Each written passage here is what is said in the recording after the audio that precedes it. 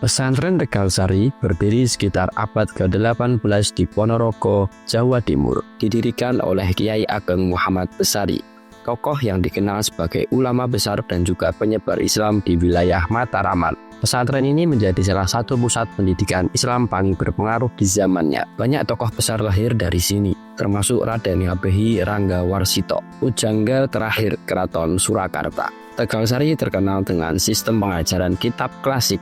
Para santri tinggal di asrama dan belajar langsung dari para kiai. Di masa awal, sistem pendidikannya sederhana.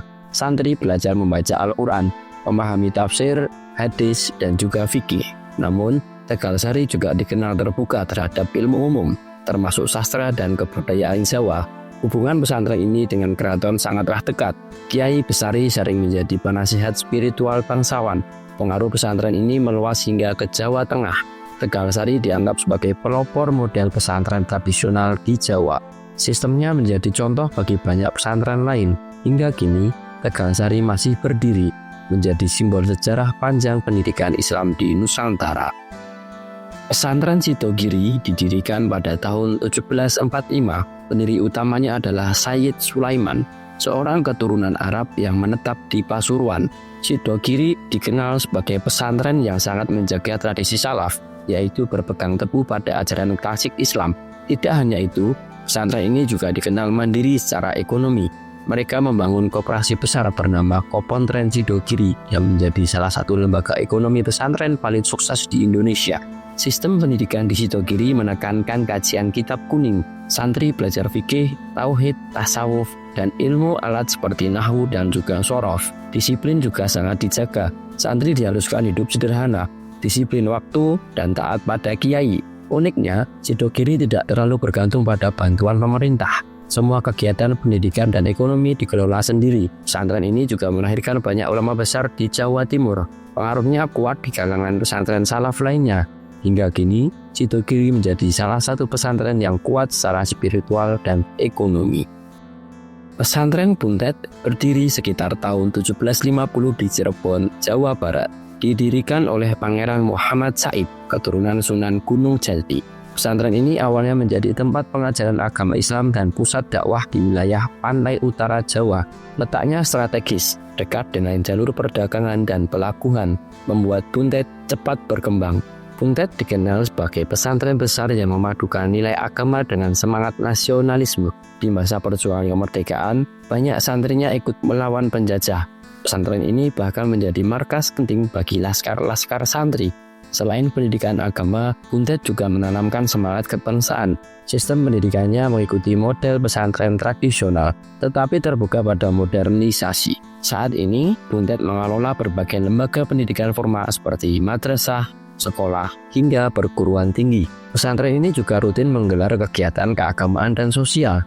Buntet menjadi simbol pesantren yang berperan aktif dalam perjuangan bangsa. Pesantren Remas didirikan pada tahun 1830 oleh Kiai Abdullah, terletak di Pacitan. Pesantren ini menjadi salah satu pendidikan Islam tertua di wilayah selatan Jawa Timur. Remas dikenal sebagai pesantren yang melahirkan banyak ulama berpengaruh. Salah satunya adalah Kiai Haji Dimyati Termas, ulama besar yang punya hubungan erat dengan Mekah. Termas juga dikenal karena sistem pendidikannya yang disiplin dan juga mendalam. Santri di Termas belajar kitab klasik dan bahasa Arab secara intensif. Banyak alumninya melanjutkan studi ke Timur Tengah. Termas juga berperan penting dalam penyebaran Islam di Jawa bagian selatan. Selain itu, pesantren ini ikut mengembangkan tradisi keilmuan pesantren di Indonesia. Banyak pesantren besar terinspirasi oleh model pendidikannya. Hingga kini, Termas tetap menjaga nilai-nilai keilmuan dan kesederhanaan. Bangunan lamanya masih dipertahankan sebagai cagar budaya. Termas menjadi contoh nyata ketekunan pesantren dalam menjaga tradisi dan ilmu agama selama hampir 2 abad. Pesantren Darul Ulum berdiri pada tahun 1885 di Rejoso, Jombang. Didirikan oleh Kiai Haji Tamim Irsyad. Pesantren ini tumbuh menjadi salah satu pusat pendidikan Islam terbesar di Jawa Timur. Darul Ulum menggabungkan sistem pendidikan salaf dengan pendidikan normal.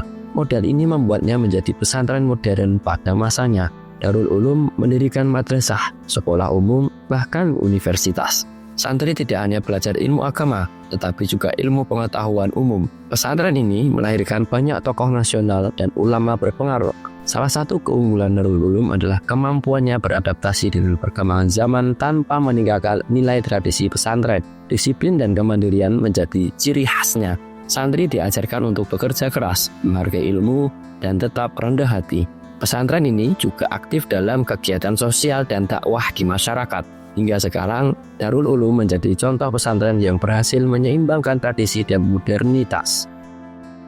Pesantren Tebu Ireng didirikan pada tahun 1899 oleh Kiai Haji Hasyim Asy'ari, pendiri Nahdlatul Ulama, terletak di Jombang. Pesantren ini menjadi salah satu paling berpengaruh di Indonesia. Tebu Ireng dikenal sebagai pusat lahirnya banyak ulama besar, tokoh nasional, dan juga pemimpin bangsa. Kiai Haji Hasyim Asy'ari menjadikan pesantren ini sebagai salah satu tempat pendidikan dan pembinaan karakter santri. Sistem pendidikan di Tebu Ireng sangat tertata. Santri belajar kitab klasik, fikih, tafsir, hadis, dan juga akhlak. Namun, Tebu Ireng juga mengajarkan ilmu umum seperti sejarah, bahasa, dan juga ilmu sosial. Pesantren ini dikenal disiplin dan terbuka terhadap perubahan.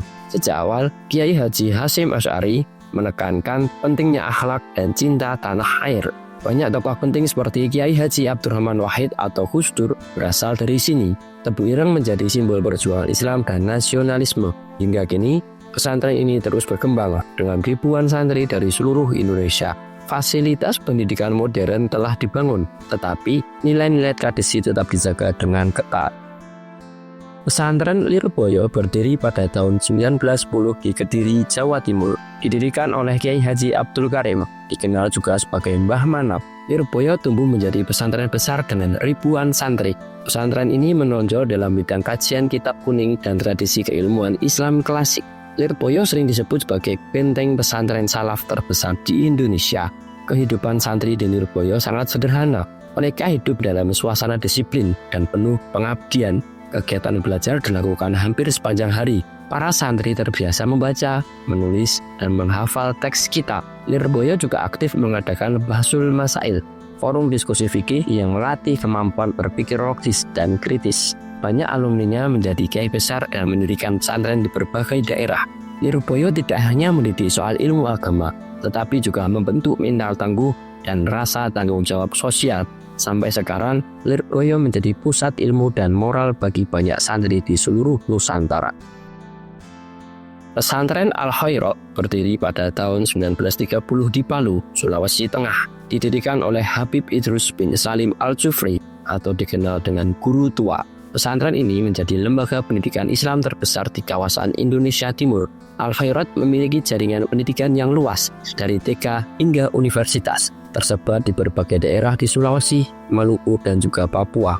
Habib Idrus mendirikan Al-Khairat dengan tujuan menyebarkan Islam dan membangun masyarakat melalui pendidikan. Sistemnya terbuka bagi siapapun tanpa membedakan suku atau latar belakang. Pengajaran di Al-Khairat memadukan ilmu agama dan juga ilmu umum.